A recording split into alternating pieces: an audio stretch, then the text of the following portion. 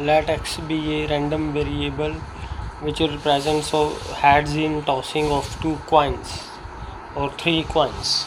तो sample space क्या होता है, अगर 2 coins टॉस करें, अगर एक कॉइन टॉस कर रहा है तो हेड एंड टेल, अगर 2 coins करते हैं तो दोनों में हेड आएगा, या एक में हेड या एक में टेल आएगा, एक में टेल आएगा दूसरे में हेड आएगा, या दोनों में टेल आ जाएगा। इसी तरह तीसरे वाला केस है, ठीक है, तीनों ही हेड आ जाएंगे, या 2 में हेड आएगा एक में टेल आ जाएगा।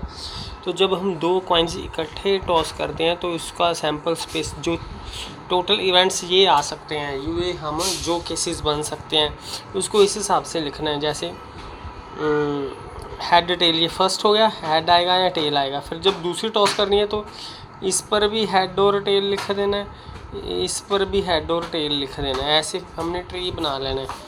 तो ऐसे लिखते हैं हम एच एच, ये फर्स्ट आ गया, फिर एच टी ये दूसरा आ गया, फिर उसके बाद है टी एच टी टी।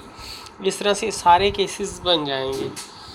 तो रैंडम वेरिएबल क्या है कि नंबर ऑफ़ हेड्स आने चाहिए। तो नंबर ऑफ़ हेड्स क्या होंगे, कोई भी हेड नहीं आ सकता, दोनों में से एक आ सकता है या दोनों ही हेड आ सकते हैं, ठीक है। तो x0 की प्रोबेबिलिटी है कि कोई हेड ना आए, तो टोटल 4 केसेस हैं, और कोई भी हेड ना आए तो ये वाला केस है कि दोनों टेल्स आ जाएं, तो इसकी प्रोबेबिलिटी है 1/4। एक हेड आए, एक हेड है तो ये 2 केसेस हैं, तो प्रोबेबिलिटी आएगी 2/4। इसी तरह 2 हेड है तो 2 हेड की में फेवरेबल केसेस हैं ये वाले, तो इसकी प्रोबेबिलिटी आएगी 1/4। इस तरह 3 वाले ऐसे बनाने, अगर 3 कॉइन्स टॉस करते हैं साइमल्टेनियसली, तो पहला, फिर ये दूसरा हम पीछे बता चुके हैं हम, तीसरा इधर हर एक के ऐसे करना है, हर एक के एच टी, हर एक के। तो ऐसे ऐसे केस बनने, एच एच एच पहला बन गया, फिर एच एच टी ये दूसरा बन गया, ठीक है। फिर उसके बाद H T H T T ये बन गई। फिर उसके बाद इसकी बारी है T H T H T T T H T T T, ये सभी 8 केसेस बन जाएंगे। तो रैंडम वेरिएबल की क्या वैल्यूज आएंगी, 0 1 2 3, मतलब कोई भी हेड ना आए तीनों कॉइन्स पर, एक हेड आए तीनों कॉइन्स पर, 2 आए या 3 आए।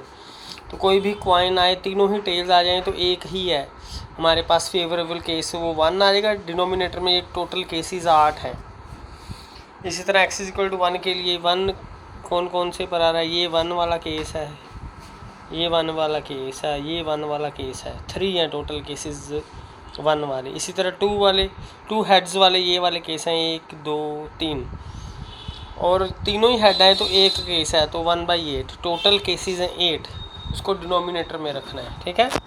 उसके बाद हमारे पास रैंडम वेरिएबल्स 2 टाइप्स के होते हैं, एक डिस्क्रीट होते हैं और कॉन्टिन्यूस। डिस्क्रीट के ये काउंटेबल नंबर ऑफ़ वैल्यूज़ हम पुट करते हैं, जैसे n = 1 2 3 एंड सो ऑन, ठीक है। कॉन्टिन्यूस में सभी वैल्यूज़ आती हैं पूरे इंटरवल पे। ये प्रोबेबिलिटी मास फंक्शन, ये प्रोबेबिलिटी मास फंक्शन ही है कि जो ये रैंडम वेरिएबल की वैल्यूज़ हैं और उसकी वैल्यूज़ का पता होनी चाहिए हमें, उसकी प्रोबेबिलिटी की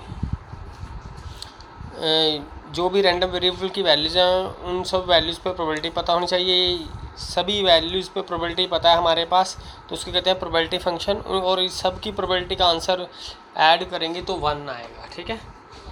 और जैसे ये है हेड और टेल में, हमने पिछले एग्जांपल्स में पढ़ा था, इसके हेड आए तो ये 2 ही केसेस बनते हैं। हेड आने की, नॉट हेड की प्रोबेबिलिटी भी 1/2 है, हेड आने की प्रोबेबिलिटी भी 1/2 है।